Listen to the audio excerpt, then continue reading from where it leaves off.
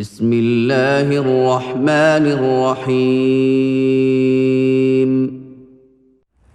കണ്ണമംഗലത്തിൽ നിന്ന് മുംതാസ് ചോദിക്കുകയാണ്, സ്ത്രീകളെ രണ്ടാം തരമായാണ് ഖുർആൻ കാണുന്നത് എന്നതിനുള്ള ഏറ്റവും വലിയ തെളിവാണ് സാക്ഷ്യം പറയുവാൻ അവർക്ക് കൂടെ മറ്റൊരാളും കൂടി വേണമെന്ന നിയമം. എന്ത് കുറവാണ് സ്ത്രീകൾക്കുള്ളത്? സാക്ഷ്യത്തിന് പോലും അവരെ പറ്റുകയില്ല. മക്കളെ പെറ്റുകൂട്ടിയാൽ മാത്രം മതിയെന്നാണോ ഖുർആൻ പറയുന്നത്? മുംതാസ് ചോദിക്കുന്നത് പരിശുദ്ധ ഖുർആൻ പെണ്ണിൻ്റെ സാക്ഷ്യത്തെക്കുറിച്ച് പറഞ്ഞതുമായി ബന്ധപ്പെട്ട കാര്യമാണ്. പെണ്ണുങ്ങളെ പെറ്റുകൂട്ടിയാൽ മാത്രം മതിയെന്നാണോ ഖുർആൻ പറയുന്നത് എന്ന് ചോദിക്കുന്നത് ഒരു പുച്ഛത്തോടു കൂടിയാണ്, നീരസത്തോടു കൂടിയാണ്. യഥാർത്ഥത്തിൽ ഖുർആനിൻ്റെ ഭാഷയിൽ മക്കളെ പെറ്റുകൂട്ടുക എന്നത് നീരസത്തിൻ്റേതല്ല, മറിച്ച് അഭിമാനത്തിൻ്റേതാണ്, വലുപ്പത്തിൻ്റേതാണ്, ആത്മീയ ഉത്കർഷത്തിൻ്റേതാണ്, വ്യക്തിപരമായ ഏറ്റവും ഉന്നതമായ തലമാണ്. കാരണം മാതൃത്വത്തെ പരിശുദ്ധ ഖുർആൻ ആ രൂപത്തിലാണ് പരിഗണിക്കുന്നത്. മാതൃത്വം എന്നത് പെണ്ണിന് മാത്രം നിർവഹിക്കാൻ കഴിയുന്ന ദൗത്യമാണ്. ആ പെണ്ണിന് മാത്രം നിർവഹിക്കാൻ കഴിയുന്ന മഹാദൗത്യം, ആ ദൗത്യം നിർവഹിക്കുന്നത് കൊണ്ട് തന്നെ അവളെ പല ഉത്തരവാദിത്തങ്ങളിൽ നിന്നും ഇസ്ലാം ഒഴിവാക്കിയിട്ടുണ്ട്, പല പ്രയാസങ്ങളിൽ നിന്നും അവളെ ഒഴിവാക്കിയിട്ടുണ്ട്. അതിൽപ്പെട്ടതാണ് സാമ്പത്തിക ഉത്തരവാദിത്തം. ഇസ്ലാം അവളെ പൂർണ്ണമായ സാമ്പത്തിക ഉത്തരവാദിത്തത്തിൽ നിന്ന് ഒഴിവാക്കി. അവൾക്ക് എത്ര സമ്പത്തുണ്ടെങ്കിലും മക്കൾക്ക് വേണ്ടി ചെലവഴിക്കാൻ, കുടുംബത്തിന് വേണ്ടി ചെലവഴിക്കാൻ, ഭർത്താവിന് വേണ്ടി ചെലവഴിക്കാൻ അവൾക്ക് ബാധ്യതയില്ല, ഉത്തരവാദിത്തത്തിൽ നിന്ന് ഒഴിവാക്കുന്നത്. ഇതേപോലെ ഇസ്ലാം ഒഴിവാക്കിയ ഒരു ഉത്തരവാദിത്തമാണ് സാക്ഷ്യം പറയൽ. സാക്ഷി പറയുക എന്നുള്ളതൊരു അവകാശമാണോ? ഒരു പ്രാവശ്യം സാക്ഷി പറഞ്ഞു നോക്കണ്ടേ? ഇപ്പോൾ നമ്മുടെ നാട്ടിലെല്ലാം തന്നെ ഒരു അപകടമുണ്ടായാൽ ആ അപകടം 100 പേർ നാക്കി നിന്നാൽ പോലും ഒരാളെയും സാക്ഷി പറയാൻ കിട്ടണില്ല. എന്താ കാരണം?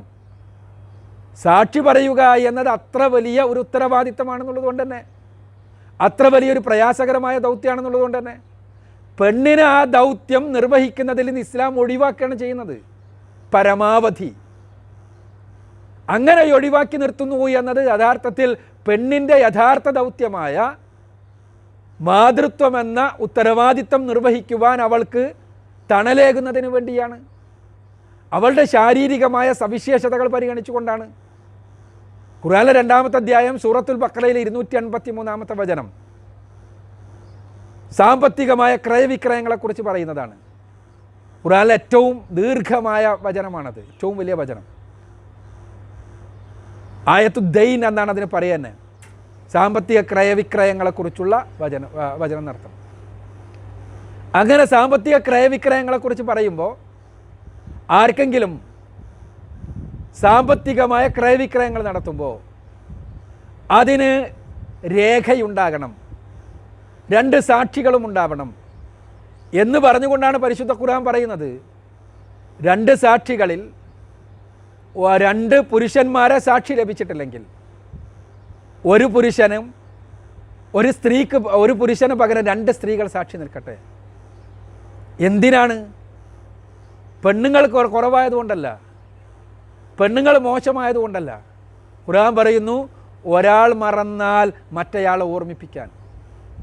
ഇത് വളരെ കൃത്യമല്ലേ? യഥാർത്ഥത്തിൽ ഇവിടെ പെണ്ണിനെ സാക്ഷ്യത്തിന് കൊള്ളില്ല എന്നല്ല പറയുന്നത്.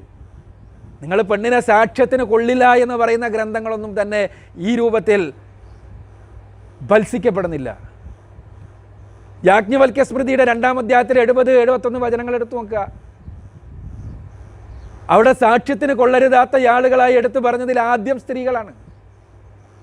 പിന്നെ ഒരുപാട് പേരെക്കുറിച്ച് പറയുന്നുണ്ട്, എല്ലാം കൊള്ളരുതാത്തവളാണ്, മദ്യപാനികൾ, വ്യഭിചാരികൾ, ഇങ്ങനെ പലതും.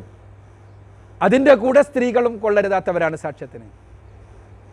അങ്ങനെ സാക്ഷ്യത്തിന് കൊള്ളരുതാത്തവരായി എണ്ണുന്ന അവസ്ഥയ്ക്ക് പകരം സാക്ഷ്യത്തിന് അവളെ കൊള്ളും, പക്ഷെ അവളെ സാക്ഷ്യത്തിന് നിർബന്ധിക്കരുത്. മറ്റൊരാളെയും കിട്ടിയിട്ടില്ലെങ്കിൽ ഒരു പുരുഷന് പകരം 2 പേർ സാക്ഷി നിൽക്കട്ടെ. എന്താ കാരണം? ഒരാൾ മറന്നുപോയാൽ മറ്റേയാൾ ഓർമ്മിപ്പിക്കുന്നതിന്. പെണ്ണിൻ്റെ വൈകാരിക അവസ്ഥകൾ നമ്മൾ പരിഗണിക്കണം. ആ പെണ്ണിൻ്റെ വൈകാരിക അവസ്ഥകൾ പരിഗണിക്കുമ്പോൾ തീർച്ചയായും അവൾ മറക്കാനുള്ള സാധ്യതകൾ നമുക്ക് നിഷേധിക്കാൻ പറ്റില്ല. ആ മറക്കാനുള്ള സാധ്യത കടമിടപാടുകളുടെ കാര്യത്തിൽ അതുണ്ടായിക്കൂടാ. അവൾക്ക് സ്വാഭാവികമായും സാമ്പത്തിക രംഗം പുരുഷനാണ് കൈകാര്യം ചെയ്യുന്നതെന്നുള്ള നിലക്ക്. കാരണം ഇസ്ലാമിക സമൂഹത്തിൽ അങ്ങനെയാണല്ലോ, ഞാൻ സൂചിപ്പിച്ചു. അതുകൊണ്ട് തന്നെ സാമ്പത്തിക രംഗത്തെക്കുറിച്ച് വേണ്ടത്ര പിടിപാട് സ്ത്രീകൾക്ക് ഉണ്ടായിക്കൊള്ളണമെന്നില്ല. അവൾ സാക്ഷ്യത്തിന് നിർബന്ധിക്കപ്പെടുകയാണെങ്കിൽ സാമ്പത്തിക രംഗത്ത് പിടിപാടില്ലെങ്കിലും രണ്ടുപേരുണ്ടെങ്കിൽ ഏകദേശം കാര്യങ്ങൾ മനസ്സിലാക്കാൻ കഴിയും. അതേപോലെ തന്നെ അവളുടെ വൈകാരികത സാക്ഷ്യത്തെ സ്വാധീനിക്കാം. സ്ത്രീയുടെ മനസ്സ് വികാരപ്രധാനമാണ് എന്നുള്ളത് എല്ലാവർക്കും അറിയാവുന്നതാണല്ലോ. ഇമോഷണലാണ് അവളുടെ മനസ്സ്. അതുകൊണ്ട് തന്നെ ആ ഇമോഷണലായിട്ടുള്ള മനസ്സിനെ പരിഗണിച്ചു ഇസ്ലാം. അഥവാ അവളുടെ വൈകാരികത സ്വാധീനിക്കുന്നയാളാണ് എതിർപക്ഷത്ത് നിൽക്കുന്നതെങ്കിൽ മറ്റൊരു സ്ത്രീ കൂടി ഉണ്ടായാൽ അതിനെ അപകടകരമായി ബാധിക്കില്ല. അതേപോലെ തന്നെ അവളുടെ ശാരീരിക സവിശേഷത എന്താ അത് ചോദിക്കുന്ന മുംതസ് അത് മനസ്സിലാക്കാത്തത്? അതിനെക്കുറിച്ച് ഒരുപാട് പഠനങ്ങളുണ്ടല്ലോ. ബ്രെയിൻ ഫോഗിനെ കുറിച്ചുള്ള പഠനങ്ങൾ പരിശോധിക്കുക. എന്താ ബ്രെയിൻ ഫോഗ്?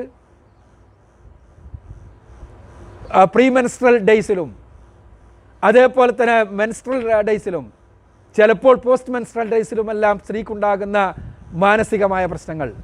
അതിൽ ഏറ്റവും പ്രധാനമായിട്ട് പറയുന്നത് എന്താ? ബ്രെയിൻ ഫോഗ് എന്ന് പറഞ്ഞിട്ട് പറയുന്നത് എന്താണ്? ചില കാര്യങ്ങളിൽ അവ്യക്തതയുണ്ടാകും, മറവി കൂടുതലുണ്ടാകും, ചില ബുദ്ധിപരമായ പ്രശ്നങ്ങളുണ്ടാകും. അത് അവളുടെ വൈകാരിക പ്രശ്നമാണ്.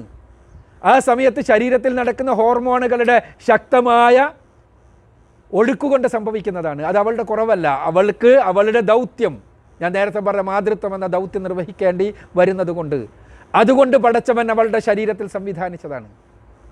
ആ സംവിധാനങ്ങളുള്ള സന്ദർഭത്തിലാണ് പെണ്ണ് ഒന്നുകിൽ ഇത് കാണുകയോ അല്ലെങ്കിൽ സാക്ഷ്യം വഹിക്കുകയോ അല്ലെങ്കിൽ സാക്ഷിയായി കോടതിയിൽ ഹാജരായ വേണ്ടി വരികയും ചെയ്യുകയാണെങ്കിൽ മറക്കാനുള്ള സാധ്യതയുണ്ട്.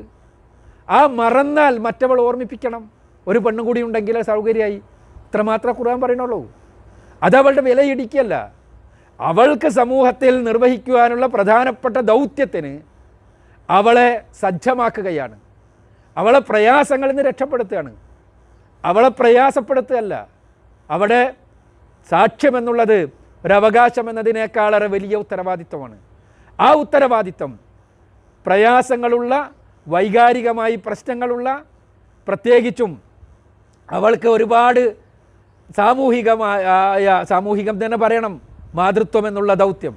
കാരണം സമൂഹത്തിൽ അതിൻ്റെ ഭാവിയുടെ പൗരന്മാരെ വളർത്തിയെടുക്കുക എന്നത് വലിയ സാമൂഹ്യ ധർമ്മമാണ്. ആ ദൗത്യം നിർവഹിക്കുന്ന സന്ദർഭത്തിൽ അതിന് പറ്റുന്ന രൂപത്തിൽ അവളെ പരമാവധി സാക്ഷ്യത്തിൽ നിന്ന് ഒഴിവാക്കി കൊടുക്കണം. അഥവാ സാക്ഷ്യം വഹിക്കേണ്ടി വന്നാൽ അവളുടെ ശാരീരിക സവിശേഷതകൾ പരിഗണിക്കണം. അവൾക്ക് മറവി സംഭവിച്ചാൽ അത് ഓർമ്മിപ്പിക്കാൻ ഒരു സഹോദരിയെ കൂടെ കൊടുക്കണം എന്ന് പറഞ്ഞത് അവളുടെ പ്രയാസങ്ങളിൽ നിന്ന് രക്ഷപ്പെടുത്തുകയാണ്. അവിടെ അവളെ ചെറുതാക്കുകയല്ല എന്ന് മനസ്സിലാക്കുക.